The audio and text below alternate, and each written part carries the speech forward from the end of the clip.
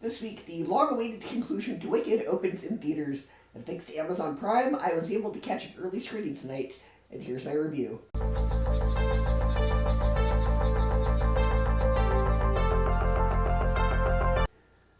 Now, I really enjoyed the first one, and I said in my review for that one that if for whatever reason they decided not to go through with adapting the second half, I'd be just fine with that, because the film does conclude so well by being the origin of the Wicked Witch of the West. You could watch it on its own and be completely fine. Based on feedback from the audience I saw this with, who were giving the reactions that you get at the opening night of a big superhero blockbuster, and most of whom had Wicked t-shirts as well as popcorn buckets and cups, this is a very rabid fandom.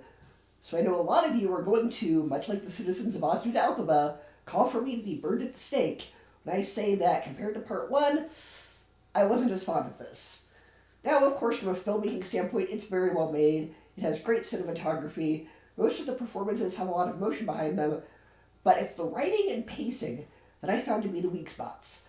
The first part had a pretty good gap between the songs, and the songs were memorable and upbeat, and even rewatching it this past weekend, I've had a good number of them still stuck in my head. But with this one, not only is the film not really given much room to breathe because there is such a short wait between the songs, but most of the songs are either reprises of songs from Part 1 with different lyrics, or just really boring.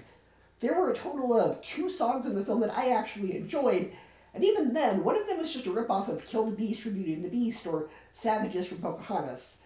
I was also very disappointed with the much darker, much more mature direction that this film took. It is a drastic departure from Part 1.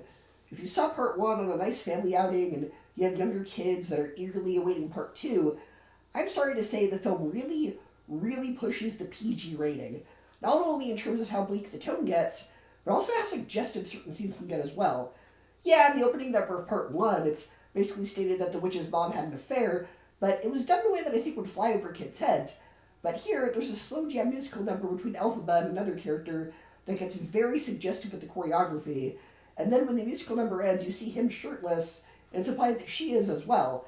Compared to Part 1, that's pretty, jarring. On top of that, motivations for Elphaba just become incredibly stupid. The first one, you could argue it was a cautionary tale about how she was a victim of prejudice who made some very bad choices, but here, it throws that out the window and makes her a misunderstood hero. The Wicked Witch of the West, one of the most iconic villains in cinema, a villain so scary that an episode of Sesame Street featuring her was banned for being too scary for children, and Mr. Rogers had to have the actress on his show to show kids that she's actually a very nice lady who was just playing dress-up for a movie. Nah, she's a misunderstood heroine. Films like Joker and Cruella are examples of how to do this kind of story correctly, where you don't sympathize with them at the end. This one, you do. And you never actually see her do anything that wicked, or understand why the Ozians have motivation to kill her, other than believing the lies and propaganda by the people in charge. She's not the Wicked Witch of the West, she's the misunderstood Witch of the West. But I guess that title would not be as enticing.